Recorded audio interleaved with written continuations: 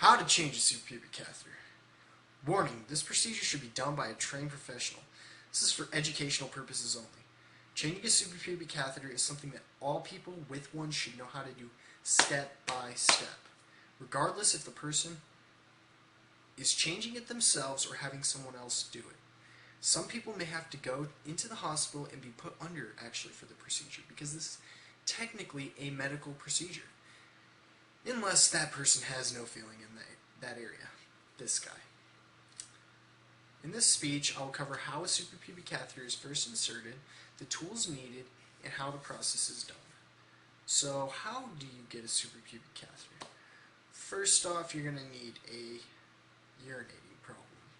A superpubic catheter is a way for people who cannot control their bladder to actually urinate. So, B. To receive a superpubic catheter for the first time, it is a medical procedure done by a urologist. The urologist inserts a metal rod through the urethra into the bladder. This is kind of a good example of what type of tool he's using.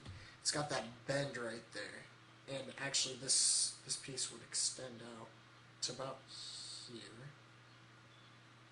So about like that. And it's about as round as that red piece, or about as thick as a pencil. So it does not feel pleasant at all. 2, he pokes around inside the bladder, right above the pubic area, and finds a place to make the incision. 3, he makes the incision and pushes the rod till it is outside the bladder and skin. Now when I say pushes, I mean he literally pushes. With this, he gels the cath and opens the grabber. There's actually a grabber at the end of the bend part of the tool, which grabs the catheter, and he's able to control with the back end of the tool. He places the catheter in the grabber and pulls it through into the bladder, then fills the balloon of the bladder with 10 cc's of saline, and the deed is done. Next, I'll explain the tools you need to change your brand new cath. So, tools you're going to need to change your brand new catheter. First, you're going to need a new catheter about every month. Depends on who you are and your doctor. Reusing them is not an option because reusing them is a great way to get a bladder infection. Here's a simple catheter. 2 packages. Also, you're going to need a catheter insertion tray. This is a sterile process, so you'll need a new tray each time. The goal is for the procedure to be as clean as possible. I would open up this insertion tray and show you all the goodies inside, but this is my only one, and I would like to have it sterile for my next cath change. C, you'll need a clean pair of hands. Wash your hands up to your elbows if you have to. The goal is for this process to be as sterile as possible. I cannot stress that enough.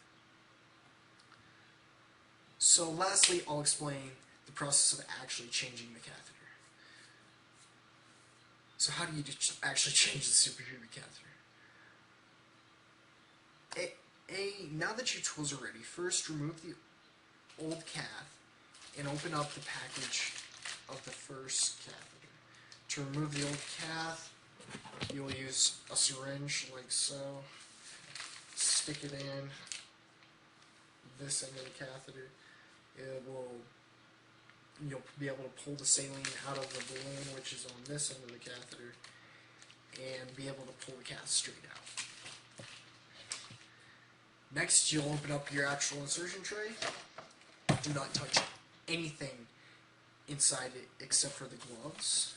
And when you're going to grab the gloves, they'll be surgical gloves, and they'll be folded up really nicely, so you'll be able to touch only the back end. You don't want to touch the digits. You don't want to touch the digits because this is sterile, and doing this is making things unsterile.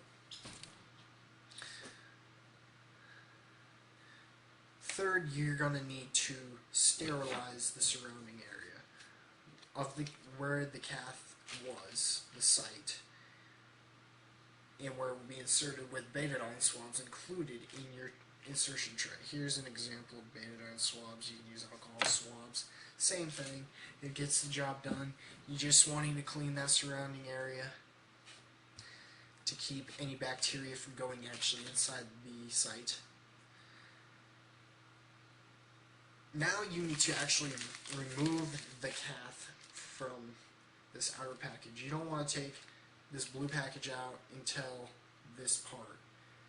Once again, sterile, so you'd open up the blue package and it would be, the blue package would actually be sterile because you hadn't touched it yet.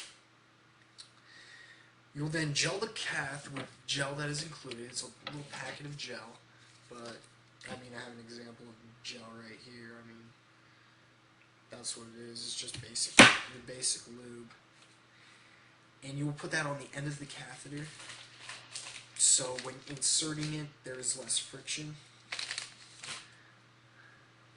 Finally, you'll insert the cath into the open hole, and odds are this is going to hurt.